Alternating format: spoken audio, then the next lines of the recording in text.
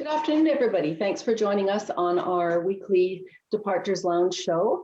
And my name is Kathy Scott, and I am the owner of Departures Travel in Victoria and co-owner of Departures Travel in Sydney, the beautiful Sydney by the Sea. And along with us today is Kathy Larson, who's co-owner of Departures Travel in Sydney.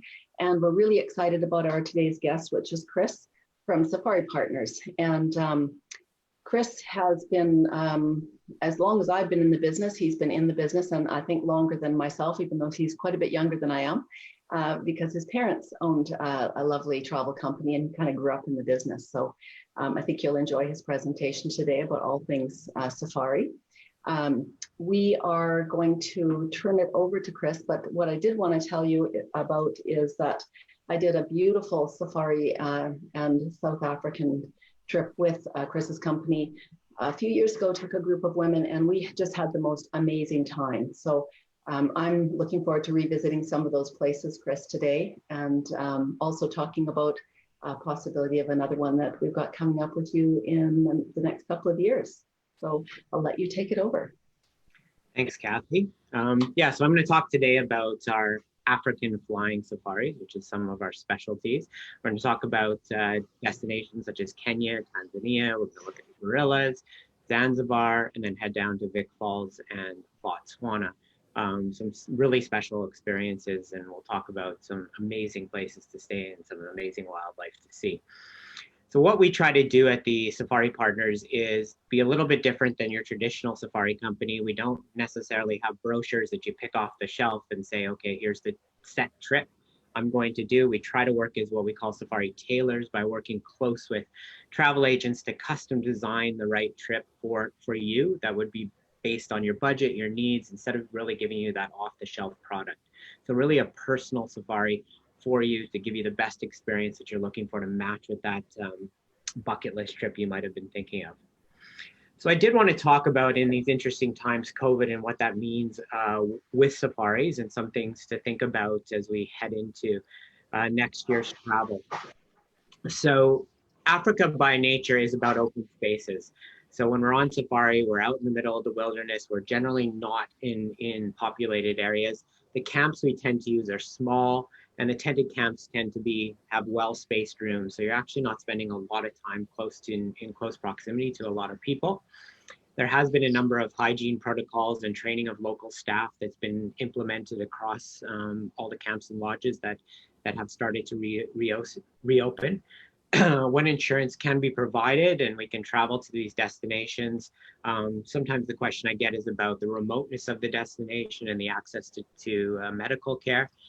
Throughout Africa, there are things called flying doctors, which are typically a team of doctors that are stationed in a place like Nairobi or Arusha or Johannesburg that can usually fly out to remote areas on short notice. So you can often get insurance that includes flying doctors. So if there ever becomes an issue, you still have access to that medical care.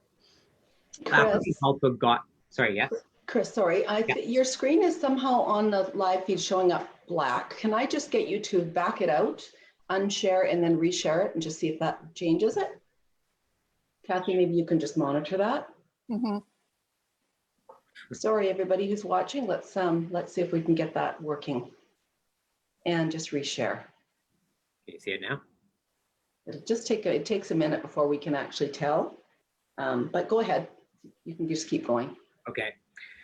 The other thing about Africa is that they've already got a well-established system of vaccination checks in place. In a lot of places, such as in Kenya and Tanzania, there's been checks on people having yellow fever. So if we do get to a point where vaccination for COVID is something that's required, they already have that in place in order to make sure that you will be safe in these destinations and be able to travel.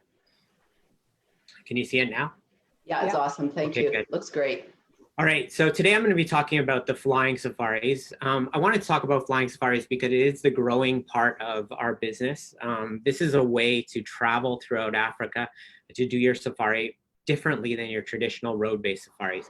So we like to talk about flying safaris as a way to maximize your time in important safari areas. So really you're removing all that driving that can sometimes be a bit too much for some people. They sometimes playfully call when you're trying to drive through places in Kenya and Tanzania, the Maasai massage, as you travel across some of these bumpy roads. What people don't always realize is that safaris are about being primarily in vehicles when you're out seeing wildlife.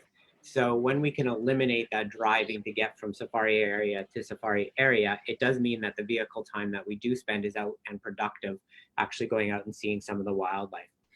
What's great about some of the flying options as well is sometimes the flights are, may fly 500, 1,000 feet off the ground at times. So you actually get this sometimes bird's eye view of the landscapes. And it's not uncommon to be next to one of the windows, see herds of elephant, buffalo out of the window. A lot of the bush pilots tend to be just as excited about some of the wildlife as they are. And I've had situations where they've gone down for flybys and things like that. So it's a great way to even see some of the wildlife and the landscapes up from the air. The other thing about flying safaris is really maximize the safari time. So instead of spending that time getting from place to place on 5-7 hour drives at times, we really we perhaps do a morning game drive, then we fly to the next place, and we still have time to do an afternoon game drive in our next destination. So really about each day being about safari rather than about logistics. Flying safaris also allow us to use camp-based guides. These are guides that are based at the camp, and the nice thing about using the guides that are based at the camps is that they have real knowledge of that area that they're working in. Usually on a road-based safari where we're starting in somewhere, say in Nairobi, and going back to Nairobi with the same guide, the guides do have knowledge, but they're not in these areas where they are every single day. When we fly into a camp and we use a camp-based guide, that guide has been working there for a season or two. They know if there's been some interesting things happening and can really get us into the wildlife and into the location better than some of the city-based guides. We also tend to use open vehicles. You can see that one there on the left.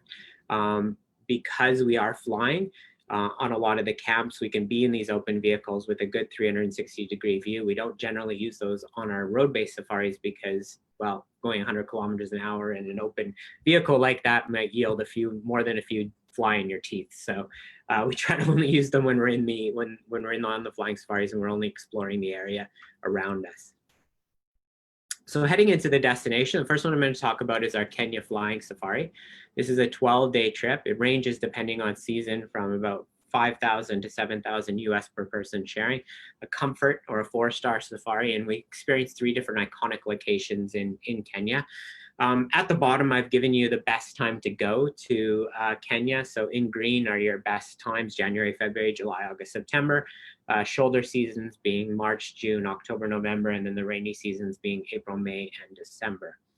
So on this particular trip, we're going to start out in Nairobi. We're going to head up into Samburu for 3 nights, to an area called Old Pajeda Conservancy for 3 nights, and then spend four nights in the Masai Mara, which is, of course, the most productive safari area in all of Kenya. So we stay at a place called Ole Sereni in Nairobi. You have the option of coming in early if you want. There's some great things to see in and around Nairobi. One of the places that people love to visit is the Giraffe Center. Some people have heard of the Giraffe Manor, which is next to Giraffe Center. Giraffe Manor is a special 12-room property that's been well featured on Instagram and other places. I would warn that if you want to stay at Giraffe Manor, the waiting list tends to be about 2 to 3 years. So do get in touch early if you want to have that experience of being able to stay with in a place where you can have breakfast with the giraffes, and you've probably seen the pictures around. It's a pretty special experience, but something that you definitely have to book early. But on our day trip, we'll go out and visit the Giraffe Center. We have an opportunity to interact with the giraffe. We also have the Sheldrick Elephant Orphanage, where it does some amazing work working with some of the orphaned elephants, bringing them back to health to an age of 3, 4, 5 years old, and then reintroducing them into the wild. From there, we're going to fly up to Samburu, and we tend to use small camps in our flying safari. So a beautiful place called Elephant Bedroom Camp right on the river here, 12-room property, some wonderful accommodation, just in the evening, having your dinners right overlooking the river there. Not uncommon for the elephant to come down and drink in the evenings and be able to see some viewing right from dinner, perhaps. Out on the game drives, definitely Samburu is known for its elephant population. The elephants in Samburu are quite unique in the sense that They were never really ever poached in this area. So unlike other parts of Kenya or Tanzania, you can get very, very close to an elephant here in Samburu. So it's a pretty unique and special experience. We'll also include some tribal culture, so an opportunity to go out and see some of the local tribes of Kenya, the Samburu here. You have an option of going out to see them in between your game drives and learn about their pastoral life. From there, we're going to fly down to a place called Old Pajeda Conservancy and spend 3 nights at a small little camp, only 8 rooms, at a place called Old Pajeda Bush Camp. This is a conservancy, so it's actually not run by the government, but run by a nonprofit board that does conservation. What Old Pajeda is best known for is for its rhino conservation. So rhino are now the hardest of the big 5 to see, unfortunately, because of the poaching that has happened over the last few years, about 10 years.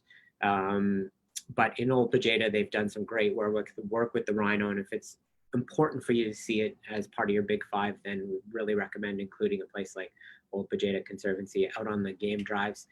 What's nice about the Conservancy experience is we can get out and do a safari different ways. So we can go out on foot with a guide and see some of the wildlife that way on a walking safari. There's also the option in a place like Old Pajeda of doing a horseback safari. So out to see wildlife without the sounds of the vehicles, and really quite a unique way to do a safari there. From there, we'll head down to the Masai Mara. Now, the Masai Mara and the Serengeti form one of the most prolific wildlife areas in all of Africa. The Masai Mara in Kenya, the Serengeti in Tanzania. It straddles the border. We'll stay at a place called Entum Camp. This is one of my favorite camps, a really beautiful little 12-bedroom camp right on the Mara River, with some beautiful views of the river and absolutely great value. A great place for the migration. So the migration, the great wildebeest migration, typically peaks between mid-August and mid-September. A place like Entum Camp, you can literally be at times sitting in your on the veranda of your tent, and if you're lucky, see some of the crossings of the migration without having to spend time out in the vehicle. So it can be very popular to book in that August-September timeframe for that migration crossings. But the Mara itself is home to a large amount of game, including a number of the big cats. So whether we're out seeing some of the lions, or of course the cheetah population there as well, they love the wide open spaces of the Mara and the ability to get out and do what they do best, run and hunt down their prey. And so we'll spend time on morning and afternoon game drives seeing some of the great plains game of the Mara. One of the options that clients can book is a balloon safari. I sort of say, if you've never been in a balloon, why not do it in Africa, where you have the opportunity to get up high above the wildlife, no roofs or power lines or anything in the way, just you and the wilderness, and especially at a time like the migration. This usually happens first thing in the morning, about 6 a.m. We take off on a sunrise balloon flight. It's somewhere between an hour and 15 minutes, then sets down in the Mara. We have a full English champagne breakfast and then a game drive back to our camp. So really a special experience to be able to do that one morning on your time in the Mara. So that's just a quick look at the Kenya's flying safari. We also have one down in Tanzania. This one is a luxury trip I'm going to talk about, so in a 5-star level. So Tanzania flying safari. So this is 10 days staying in 3 different iconic locations. Runs anywhere between $7,000 to $11,000 US per person sharing, depending on the season. Again, in terms of best time to go, it exactly matches Kenya. So you can see East Africa as a whole. So again, January, February, July, August, September being the best time to head to these destinations. We'll hit 3 areas. From Arusha, we're going to head out to Ngorongoro in the conservation area. We'll then head to the central Serengeti, called the Serenera region, and then up into the northern Serengeti. You can see in the northern Serengeti, right across the border, is the Masai Mara. You can also see where the Masai Mara is there is compared to the green of the Serengeti. So the Masai Mara comprises about 12% of the total area of the Mara Serengeti ecosystem. So Serengeti is quite a bit bigger than the Mara. But similar wildlife throughout, and sometimes you have the movement of the wildlife throughout that ecosystem, such as the wildebeest. So over the past few years, there's been a race for some companies to design unique accommodation throughout Africa. It's not all about just the traditional tented camp or the traditional lodge these days. There's been some rethinking and reimagining of how we can create some amazing spaces that maximize views and maximize the wildlife opportunities and just being in the middle of wilderness. This is a place called the Highlands Camp. This is at Ngorongoro, run by Asilia. These sort of space-like domes where you've got this hole, you can be laying there in your bed in the evening. And what's great is when you're in Africa, there are, in these wilderness areas, there's no real light pollution, so you can be laying in bed and seeing 1,000 million stars and really enjoying the African wilderness and landscapes. So quite comfortable inside. We're up in the Highlands area, so hence its name. So it can be quite a bit cooler up this area. So in the evening, you'll have one of the guys come in and light a fire in your room, and it gets warm and cozy inside, and big blankets, and just an amazing way to fall asleep, and just an amazing environment up here. Ngorongoro is, of course, one of the most iconic areas of East Africa. It's an extinct volcanic caldera, about 300 square kilometers, acts as a microcosm of East Africa, everything from swamp to forest to plains within the Ngorongoro Conservation and the crater here. The wildlife in the crater is quite unique. It can't really escape the crater itself, and is grown up with vehicles in and around the crater at all times. So actually in Ngorongoro, it's quite often that you can come quite close to some of the wildlife, and unlike other areas of Kenya and Tanzania. So quite unique that way. Outside of the highlands itself, we've got some hiking opportunities. We do something called the Omodi climb, where we'll climb to one of the tops of one of the smaller craters. So if you're feeling a little bit more active, it's totally optional, but you can get out of the vehicle and do some of the local walking with one of the Maasai guides. You also have the opportunity to visit one of the local Maasai communities that we support in the area, learn about their life, and really spend some time understanding the Maasai culture.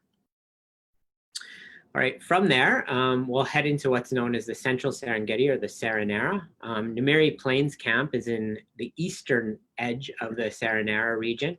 The eastern edge eastern part of the Serengeti was closed for cheetah research for many years, and only opened about 7 years ago. Asilia who owns Numiri Plains, was entrusted with one of the first camps that was allowed to be in the area and conduct some of the cheetah research while still bringing some of the clients in to explore the area. What's great about this area is that it is far quieter than the main Serenera Central Serengeti area.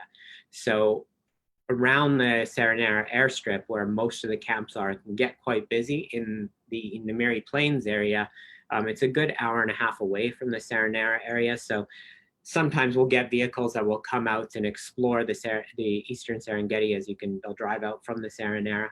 But by 4 o'clock, they're heading back, and we get this really pristine environment for the next few hours, which is really well known for its cheetah and lion population in the area. The camp was just rebuilt last year, and again, this reimagining of how we can sort of maximize the view in the space of some of these properties, and just a fantastic property here with Numiri Plains. So very comfortable inside, and wonderful place to sort of spend your afternoon after you've been on your game drive, or before you do, just taking in some of the great landscapes. And as I said, the cheetah population in this area is what it's really known for.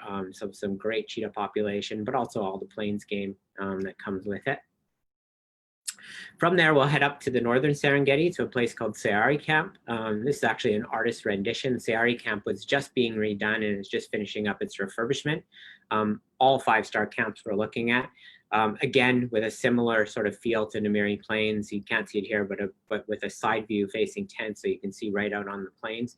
This is also the first camp in Tanzania that will feature its own microbrewery when it opens. So they'll be brewing some local beer here at Sayari, and is a totally gold standard eco camp in terms of reuse of water and things like that. So it's pretty amazing up here in the northern Serengeti. Northern Serengeti is a little bit different than the central Serengeti, which is quite open in plains. It has both the plains environment and a forested environment. So we do get a bit of different wildlife. Might see rhino up in this area. But again, on those open vehicle game drives, opportunities to do some walking safaris up in this area as well. So in the northern Serengeti, this is the area right across from the Mara, and this also gets the migration in that August-September timeframe. There are a fraction of the camps in the northern Serengeti that there are in the Masai Mara. So if you want more of a quiet migration experience, typically you'll go to this northern Serengeti area and perhaps choose a place like Sayari. There are also a number of what we call migration camps in the area. So if you choose not to stay at Sayari, there are a few other options. This is Olakira Migration Camp. Migration camps move with the migration. So they'll spend time in the northern Serengeti in the time from July to October. Then they'll spend time in the southern Serengeti when we have the wildebeest having their calving season, having babies down there. The same camps in the time of December through to March. So they're not permanent camps, but they make it very comfortable. Some with this unique feature that you see here of like basically a bed under the stars. So they roll the bed right out into this extra veranda area where you can sleep right under the stars if you'd like to. But still very comfortable for a migration camp. And again, with that focus on the wildebeest migration up here on the Mara River, which is also in the northern Serengeti. So after each of these trips, you have the option of flying directly from one of the airstrips, especially from Serenera. You can fly directly down to Zanzibar. And Zanzibar is a great way to finish off your trip with some time with the relaxation on the beach, but also a place like Stone Town, which is a UNESCO World Heritage City, was home to the crossroads, the slave trade and the spice trade. And so really has a number of influences, Arab, Indian, local African influences. We'll stay at a place called the Doubletree Stone Town, which is a Doubletree is probably a brand you well recognize, but still a historic hotel. And do a back streets tour where you can see some of the wonderful old Sultan palaces and walking around the streets of Stone Town. They've just opened just a few months ago the Freddie Mercury Museum. So for those of you that didn't know, Freddie Mercury spent his young childhood in Zanzibar where he grew up, and so he now has his own museum down there. Visit places like the Slave Market Square on a walking where the old slave trade used to happen. And then we'll spend three nights on typically, but you can spend more if you like, out on the eastern coast in a place called Kono Kono Beach Resort, which is a eco 5-star resort, beautiful property, only about 20 rooms, plunge pools, and just wide open white sand beaches, and a great way to relax after your safari. Now, you can always add on to any of the trips in East Africa very easily our gorilla option. This usually takes about 4 days. So we do our gorillas. We start out in Kigali in Rwanda, but we typically do our gorilla trekking in Burundi and Uganda. It's all in the same area around the Parc de Volcan in Rwanda, the Burundi Park in Uganda, down in the volcanoes area. We'll start out in Kigali, drive up across the border, visit the Batwa tribes and into Burundi to do the Uganda gorillas, and then come back to Kigali. And then you can fly over. Either you can actually fly from Kigali straight into the central or northern Serengeti, pick up at a place like Sayari or Nyamiri Plains, or head over to Nairobi and start a Kenyan trip there, or end with the gorillas if you want to do that. But it's not just about the gorillas. On this particular extension, we'll go out and visit the Batwa Community Trail. So the Batwa used to be known as Pygmies. We don't use that name anymore, but Batwa is the traditional name, and we'll learn about their culture and their life here in amongst the Burundi area. We'll stay at a place called Chameleon Hill Lodge and off to see the gorillas. The gorillas are a really amazing experience. I mean, seeing the big five is amazing, but the reality is you can't really relate to a lion or a leopard. With gorillas, you can see the humanity. So being able to spend some time with them is pretty amazing with these gentle giants. And we'll spend an hour with the gorillas where you just get to really have this awe-inspiring experience of being in the presence of grandeur. And something I would highly recommend. It's definitely the best wildlife experience that you can have in Africa, in my opinion, and quite unique. Now, it is trekking to the gorillas, so if you're worried about trekking, don't worry. There's always innovative Africans that are willing to help out. So if you've got a few extra $100 in your pocket, why not take one of these carry-alls up to the gorillas and experience it that way. It's sort of a joke. This doesn't really happen that often, but just to say that people sometimes worry about the trekking. You know, I've never had anybody come back, and I've had people up into the early 90s go and see the gorillas. Never had anybody come back and say, boy, that wasn't worth it. You may be lucky. It may only be an hour of walking to see the gorillas. It could be up to 4 or 5 hours return to see the gorillas. They are wild. But don't let the trekking put you off. At least if you're an average level of fitness, you'll be okay. And it is well worth doing it to see these amazing animals. All right, from there, we'll head down to Southern Africa. I'm going to pick it up in Victoria Falls in Botswana. This is another popular area to do a flying safari. Best time to go is July, August, September, October. The rainy season typically runs from December to March. We do send a lot of people in May, June, because it's also a fairly good time to go, and seasonality in Botswana can change quite a bit with pricing. So a time like September is the most ideal time to be there, but it can be quite expensive at that time. If you want to travel to Botswana, but don't necessarily want to pay the high season prices, then a time like June is a really good time to go and get a significant lower rate than you would pay in September. What I would say is that June tends to fill up very quickly. So generally a year plus in advance, because people try to get into that month where it isn't quite the high season yet, but still has some great experiences.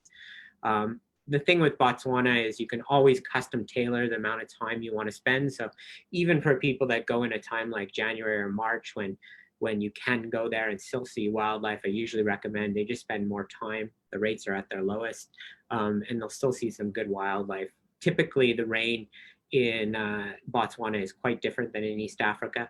It usually falls in a thunder shower, so it falls in the late afternoon, sort of clears everything up. So there's still times where it can be still dry during the day, even in the rainy season, to see some of the wildlife. So on this particular trip, we'll spend 2 nights in Victoria Falls and then 8 nights in different safari camps throughout Botswana. So starting out in Victoria Falls for 2 nights, heading over to Chobe for 3 nights, to a place called Camp Okabogo for 2 nights, and then 3 nights at a place called Camp Maremi, and then finishing up in the gateway to the Delta, the town of Mound. So starting out in Victoria Falls, of course, one of the most iconic falls in the world. You can be rest assured it doesn't have the kitschy sort of touristy shops that you would have in a place like Niagara, but it is quite an amazing environment. It sits in an actually quite arid area, but creates this rainforest environment from the falls spray. So the falls themselves are at their highest water in the May-June period, and at its lowest water typically in the October period. So if you're in May-June, we highly recommend getting up in the helicopter for what they call the Flight of the Angels, because it can often, the spray is so much that it's hard to see the falls from the ground. At a time like October, it's often known as Victoria Walls, because there isn't a lot of water actually going over the falls. So depending on how important it is to see the water, or a lot of water or lesser water, you might keep that in mind. But it's great to get out and see one of these iconic falls of the world. Staying in a place called Pioneers Lodge, which is a new 4-star boutique hotel we started to use just outside the town. On any of our excursions to do the falls, we typically will include the booze cruising on the Zambezi. This is where people will get their first opportunity to see some wildlife. So whether it's some of the hippos or elephants coming down in the evening to drink, or even the crocodiles, we include a sunset dinner cruise. So you're out there seeing some of your first real beautiful African sunset on the Zambezi, and enjoying some great canapes and some wine, some great South African wine as you travel across the Zambezi there in the evening. And then, of course, the guided Victoria Falls tour through the national park will include as well. At that time, definitely April, May, June, July sometimes, definitely buy the rain poncho if you're going to do this, because there can be a fair amount of spray at some of these different areas where we're looking at the falls.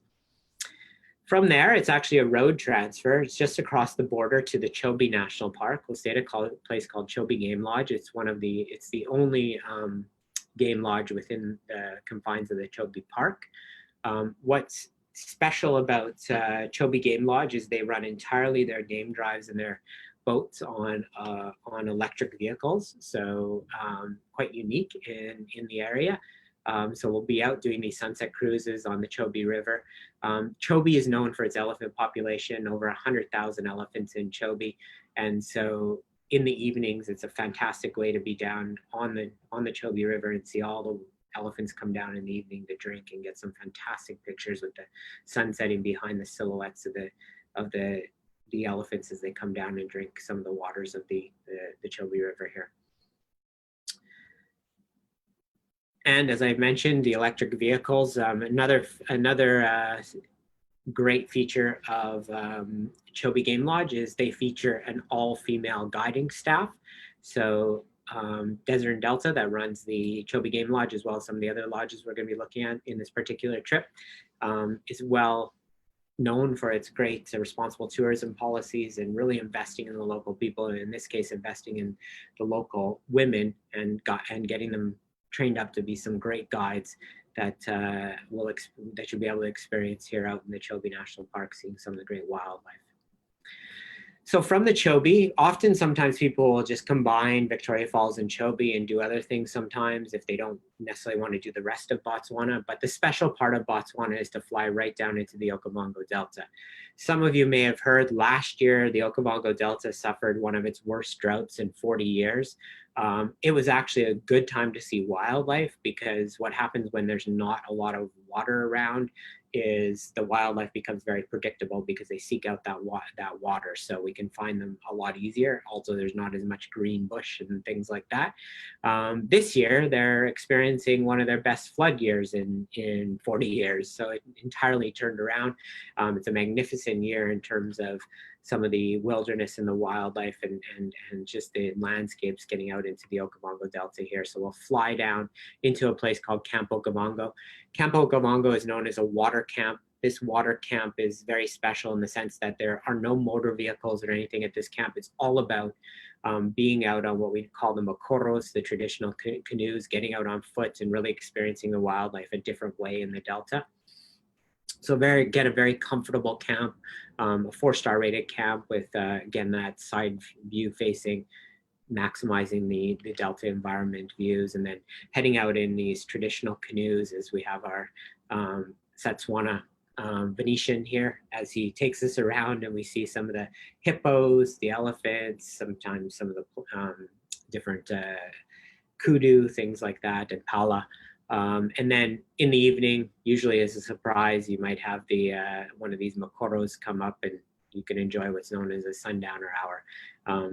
Have a gin and tonic right from your little canoe here before you head back to the lodge for dinner. And again, getting out on those walking safaris. What's great about the walking safaris is really we're spending time looking at all the things we've been driving over.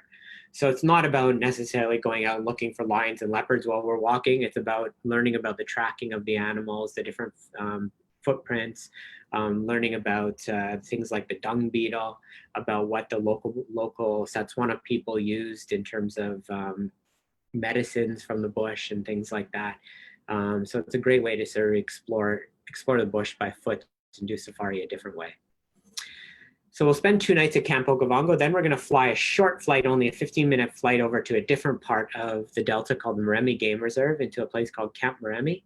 Again, a small camp, only 12 rooms, beautiful rooms here as well, maximizing your view and just spending time. And here it will be about the game drives, getting out to see some of the great wildlife, all of the big 5 in the area, out on our morning and afternoon game drives, just exploring with our game ranger.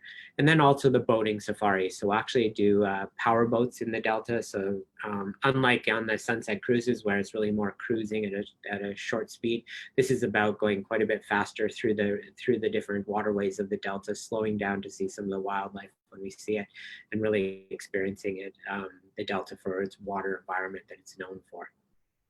So any of the trips with Vic Falls, Botswana, you saw they ended in Mound. Mound is the town, the gateway to the Delta. It's easy from Mound to actually head down to Cape Town, so we can always add on Cape Town, the winelands, parts of South Africa as an add-on to any of these flying safaris. And in fact, one of our most popular trips we call Vic Falls Botswana and the Cape that combines what you were seeing there with usually 3 or 4 nights in Cape Town and then a few nights in the Great Winelands into about a 16, 17-day trip, which is a great experience, having different types of experiences, from the safaris to the city to the culture to the Great Winelands and things like that as well.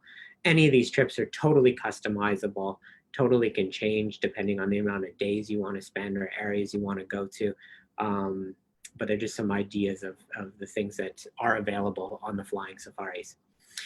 So I do want to talk about, for some people, you know, we've talked about the COVID situation and the fact that safaris themselves can be somewhat socially distant. If you feel like you even want to be more socially distant than that, Africa really leads the world in terms of private travel options. So we do have opportunities where you can rent a private villa with your own staff. These can be places, if you've got actually a family of 4 or you've got 2 couples that you're comfortable traveling with, these can be as affordable sometimes as some of the other trips. So don't let the private villa things always scare you off. It doesn't mean it's going to be $10,000 a night or anything like that. Or if you just want the 2 of you and you want your own staff and you want to be in an area where you're not worried about being with other people or people you don't know. On any of the trips, we typically will share vehicles up to a maximum of 6, but there is always an option to pay extra on any of the flying safaris to book a private vehicle. So if you want to just have the 2 of you in a vehicle or just your group and not worry about being with anybody else, that's certainly possible. We usually recommend that you book that quite early, as is understandable. It has become more popular to do the private vehicle option, and any camp doesn't have enough private vehicles for everybody to be private. So it's something we do need to sort of book in advance for you. But certainly is there. There's also, and actually usually at no added cost these days, more and more camps have introduced private dining, and private dining doesn't mean necessarily always going to the main tent and having just separate tables. Private dining could literally mean dining in the bush with just the 2 of you, dining at your tent on the veranda. So ways to actually make this a very intimate and by nature socially distant experience, and getting you away from other people if that makes you anxious, and being out there to experience Africa in a very private way. So we do have some specials that are available in the over the next 6 to 9 months. Right now, Tanzania is one of the first countries to have reopened its borders. Kenya is due to open on August 1st. At the moment, Tanzania only requires a temperature check on arrival. So we do have that luxury flying safari that you were looking at is valid for any departure from now until December 31st this year, that at a reduced rate of $54.95 per person. We've also got a 12-day Vic Falls, Botswana flying safari, very similar to what you just saw, but actually with an extra day in Botswana. So 9 nights in Botswana, 2 nights in Victoria Falls. That one is running at about $49.95 per person sharing, and that's valid for travel anytime from October through to April 30th, 2021. And then we're really proud to be able to give back to our healthcare workers that have really put in a lot of effort and time over the last few months. And so we've come up with some very special rates working with some of our partners for anybody who's in the healthcare emergency service sector. And we don't care if you're a receptionist right up to a doctor, it doesn't matter. You can apply for these special deals, and it's also valid for you to bring a partner as well as any dependent children's. And these rates can be pretty phenomenal, up to 70% off some of the normal rates, and valid for travel from up until May 31st, 2021. So a good amount of time, 10 months of travel from now. So if you're feeling a little bit anxious, but maybe you are thinking you might want to start planning for the spring, we do have some options available for that. And you can see all the deals on our website there at the safaripartners.com /healthcare-heroes-offer. And check them out. What I would also like to finish with is to say that, with the current health situation with COVID, we're really working with a lot of the lodges, and a lot of the lodges and camps have been really generous in offering policies whereby you are able to book, and if there's any issues with COVID, you're able to defer your trip without any problem up to a point where you feel comfortable. In some cases, there are even refundable deposits with some of the people, some of the camps and lodges we're working with, where if it still continues to be an issue, there are refundable deposits in some cases up to a month or 2 months before your trip. So, it can be hard to sometimes think about travel right now, but on the other hand, there are reasons why you might want to start planning now, and we still have policies in place that help you to plan and still be covered for the possibility if this continues to go on. What we are seeing at the moment is that, for 2021 especially, we've had a lot of clients that have moved from this year to next year. And then there are clients that are also booking for 2021 on top of that. So availability is starting to be something that is a concern, but if you're flexible, there'll always be space we can find, but it's something that you want to think about if you're at all at that point of thinking about travel in 2021 or even 2022. We've got people definitely that are starting to think about 2022 and booking now. And in many cases, a lot of the camps and lodges are honoring their rates for 2021 for people booking for 2022, which we typically, if things do come back, we'll probably see an increase for 2022 for sure, given rates have been frozen for 2020 and 2021. So I want to thank you guys and thank Kathy and Kathy for joining me today on taking us around the world of flying safaris in Africa. And I appreciate the opportunity to show you our part of Africa, and I hope that we can help you check it off your bucket list at some point over the next few years. Thank you. Well, thanks so much, Chris. That's very inspiring. And to your point about looking at next year and the year after now, you're right. We're seeing that across a lot of different brands, that people who travel are always going to travel, and they're really excited to plan something while they're sitting around not being able to go anywhere. So I think it's a good time to do. Gets us dreaming, gets us excited about moving forward. I can say I'm sure excited about my next African safari with you, and of course we're going to tack on those gorillas as well. So I'm excited to get planning that with you and get our group excited about it as well. So thank you everybody for watching Departures Lounge today, and we are excited to be showcasing Eva with Azamar Cruises next week. I think I accidentally said that last week was going to be this week, but it is actually going to be next week, and she's going to bring on a couple of at least one surprise person with her. So we're looking forward to seeing her. And thanks again, Chris. Really looking forward to working with you again, and have a great day. Thank you.